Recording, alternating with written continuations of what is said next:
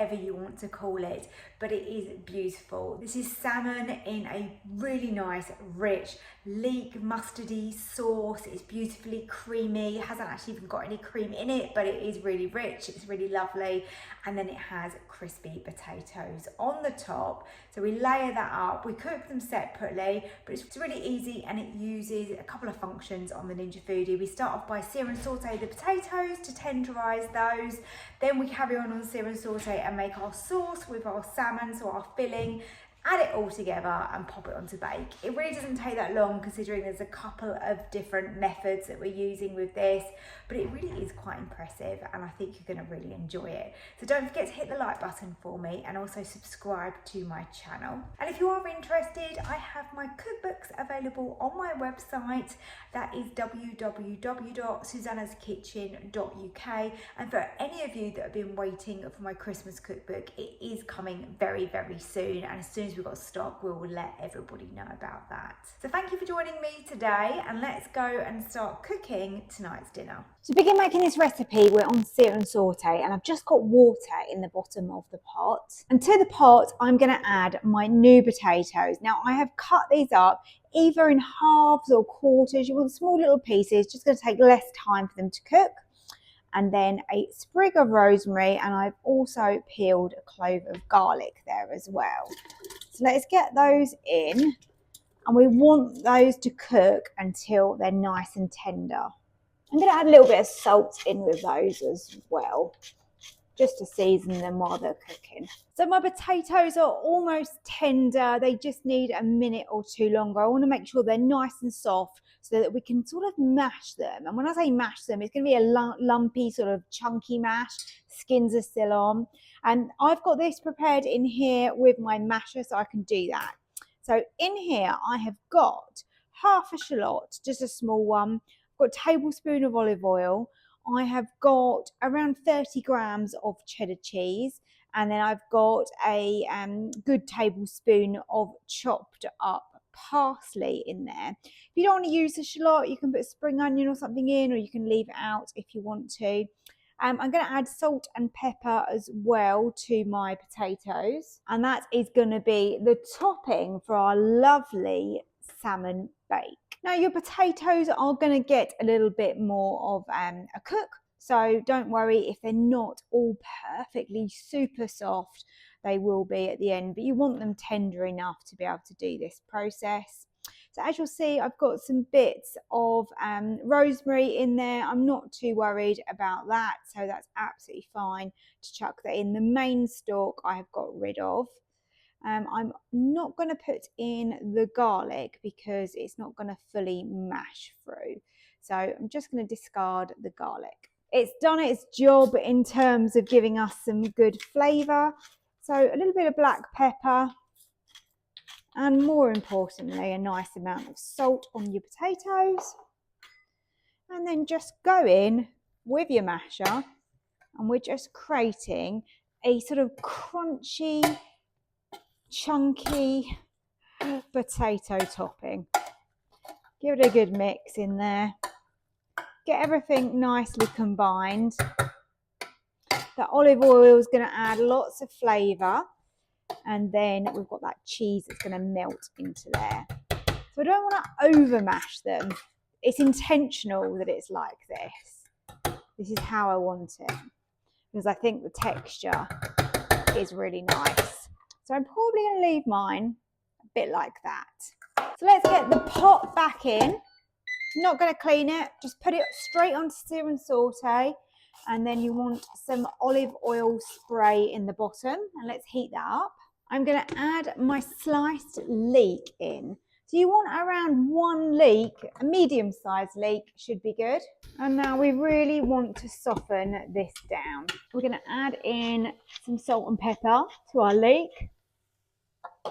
I'll also be crushing in a second clove of garlic. So it's 2 cloves total that we're using in this recipe. As you saw, I discarded the one that we just used for flavour to flavour the water in the potatoes. And that really works well to kind of just infuse the potatoes rather than them being sort of potent with garlic. And I want to soften down this leek before I actually add my garlic in because I don't want it to burn. I'm going to add a little bit more spray oil in. Do it by eye. I'd rather go a little bit less and then add a little bit more if I need it. After 5 minutes or so, when those leeks have softened, I then add in my garlic, and that's smelling really nice now. This is a little bit time consuming, this dish, and we've got a few processes, but it really is one of those kind of recipes where it's really worth it, because I think this is really nice. It's a great family meal, but also if you've got people coming over, you want something that looks a little bit more impressive, then again, I think this is one of those ones that's really nice. Now we want to create a sauce, and the way that we do that is we use some plain flour as a thickener. So I'm just sprinkling over a tablespoon of plain flour. You can use a gluten-free option if you will need to. Regular plain flour as well is going to do the job. So just cook that flour out for a minute. As you can see, the leeks absorbed that flour really, really fast. And now we start adding in our milk. Got 350 millilitres of milk. So I'm just giving it a good stir and then just adding that in. And this will start to thicken as it heats up. So don't worry if you're looking at this thinking, wow, that is so thin, that's never going to work. The flour will do its job, as will the heat for us.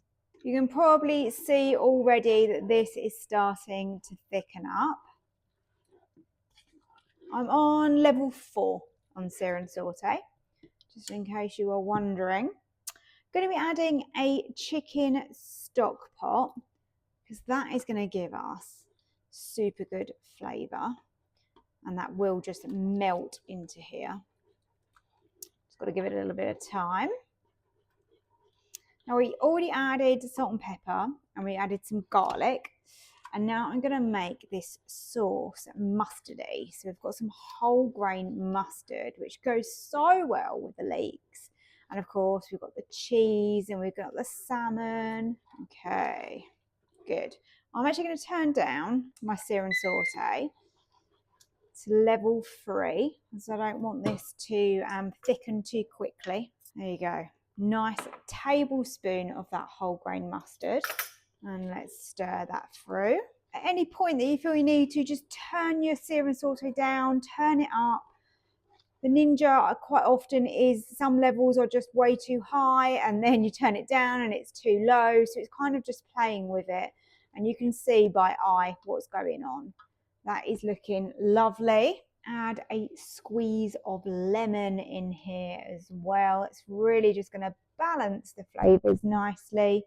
Work well with the salmon. Just opening up my pack of salmon.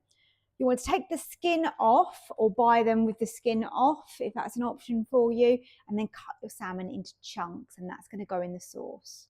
So in with the salmon, and just simply stir the salmon through your sauce.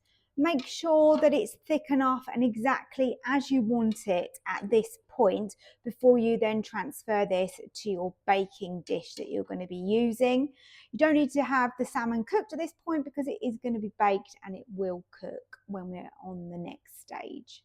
I've added my spinach as well, so that is just finishing off, and then we're going to get that straight into our baking tin. Now with my spinach, I had actually frozen some spinach, defrosted it, and then squished out all the moisture in a sieve, just so that it wasn't too wet and wasn't just going to make my sauce just all runny and horrible. As you can see, this is nice and thick now. It's beautiful. But if you want to use some fresh spinach, which is obviously ideal, just a big handful of spinach and just let that wilt down in there. I think this is a really good way of making 2 salmon fillets go a lot further. As you can see, I've put that into my Ninja tin. That's from the bakeware set, the 3-part set. That's linked on my accessories page on my website if you do want to be able to purchase this. Comes as a set of 3, and it's got a crisper plate, like a lid for this, and then it's also got a baking tin, which is perfect for like loaf cakes, bread, that type of thing. So I use these all the time. They're really worth the investment. The website is www.susannahskitchen.uk. Right, so ideally leave this to cool off just ever so slightly, but let's start putting the potatoes on. I haven't got that much time to wait. Let's start spreading those over the top. And then this will go back in the Ninja. We're going to be using the rack, so we'll just sit this on the rack, and this will go on to bake. As you can see, this is just the right amount to cover the top of this.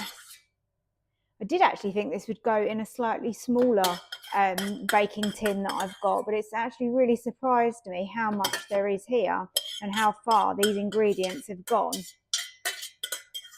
By bulking out your meat, well, should I say fish, your seafood, with the leek, with the parsley we've got in here, we've also got the spinach.